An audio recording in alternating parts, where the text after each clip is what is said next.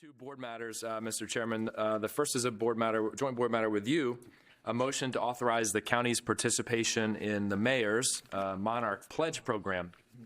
Mr. Chairman, the monarch butterfly is an iconic North American species whose multi-generational migration and metamorphosis from caterpillar to butterfly have captured the imagination of millions.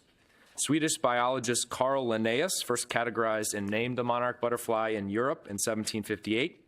And the species was later discovered by Russian explorers in the western United States in 1816. As we now know, North America supports two different migrating populations of monarchs, the western and the eastern populations.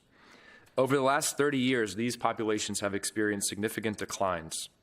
While the eastern monarch population has fallen by as much as 90%, less than 1% of the western monarch population remains today. Monarch scientists attribute the population decline to degradation and loss of summer breeding habitat in the United States and loss of winter habitat in south central Mexico and coastal California.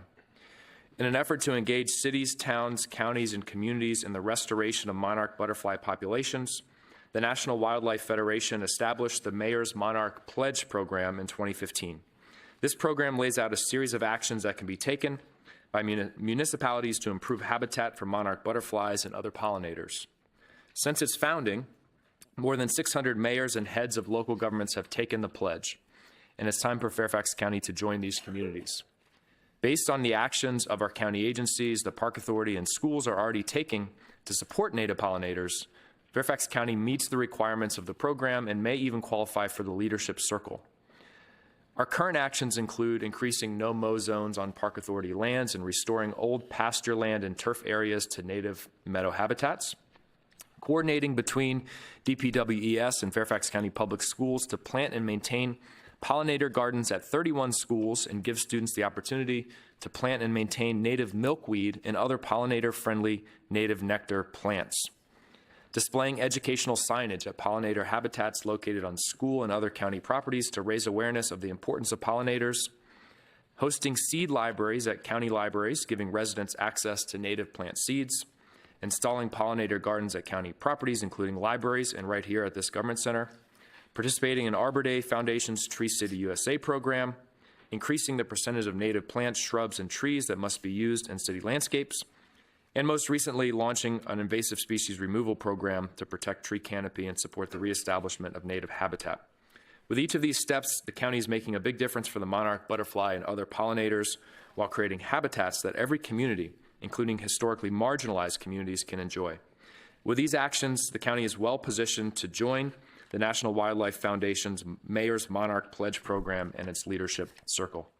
Therefore, I move that the Board of Supervisors authorize the chairman to sign the Mayor's Monarch Pledge and direct the county executive to annually update the county's status on the National Wildlife Federation website.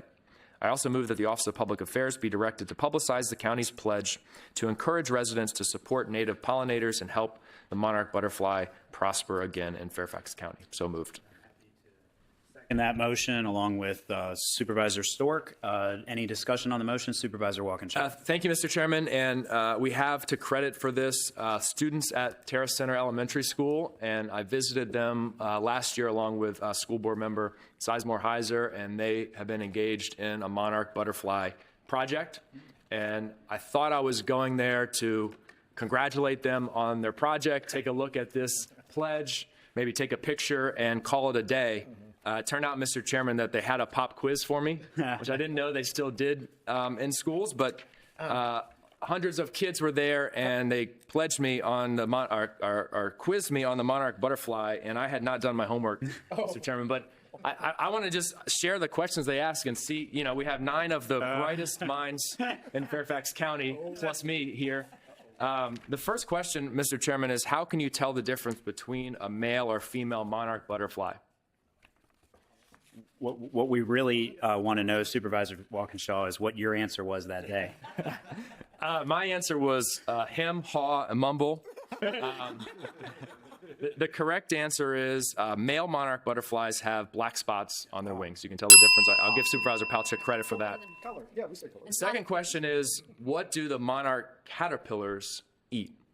What do monarch caterpillars eat? Milkweed. Okay, Supervisor Palchik would have done better than me at this quiz. Milkweed. All right, final question. What does the monarch caterpillar form before it becomes a butterfly? Yeah. So it's not a cocoon, I heard it's incorrect, the book I read every day, but is it called a cocoon or is it called something So else? I said cocoon, which is the common term. However, the second graders at Terra Center corrected me loudly and informed me that it's called a chrysalis. Chrysalis. So the students at Terra We Center love Eric Carl, Elementary School, but yeah, Supervisor Palchik did very well on this quiz. She got at least 2 out of 3. I got 0 out of 3. But I learned a lot from the students, and I think their work has inspired us to take this pledge. The good news is we're already doing a lot in Fairfax County to protect monarchs and other pollinators, but there's even more we can do, and this is going to help us spread the word throughout the community about steps that people can take to engage in this effort. Thank you, Mr. Chairman. I'll have to get you. Mantua Elementary Eco Club has a shirt that says "Got Milkweed." Oh, good. Okay. All right. I need Little it. competition with Terrace. I want to see you wearing that. Supervisor Jimenez. Thank you, Mr. Chairman. I'll be very brief. This is great. We have monarch butterflies in our backyard, in our garden. So whenever we see those, we know not only that it's a beautiful time of year, but our kids get to enjoy that, and we get to enjoy the monarch butterflies. So it's this is fantastic. Thank you. And so you clearly knew the answers to these questions Of that course, were yes. asked. Supervisor Stork. And I want to also identify, the county we've been leaders in this in general. More than a decade ago, we set up native plantings and we really put an emphasis on that. And then about 5 or 6 years ago, we recommitted ourselves to that. So in our new developments, particularly at the Mount Vernon Government Center, and I'm sure it'll be true at our other government centers as we do new plantings and developments, we are planting native species, we're doing native gardens, and we are supporting not only monarch butterflies, but a lot of other species and insects that need our help. So great, thank you for bringing this forward. And I am certain Supervisor Walkinshaw mentioned that to these young people in his defense, that while we might not have known the answers to those questions, we are doing great things. But it is an important message to spread. And I do think, thankfully you were quizzed on this and we're able to bring this item forward, because I think it is a recognition of a lot of the things that we already have in place, but then also some things we need to do better on and can do more on. With that, all those in favor of the motion, please say aye. Aye. Any opposed? Any abstentions? That motion passes with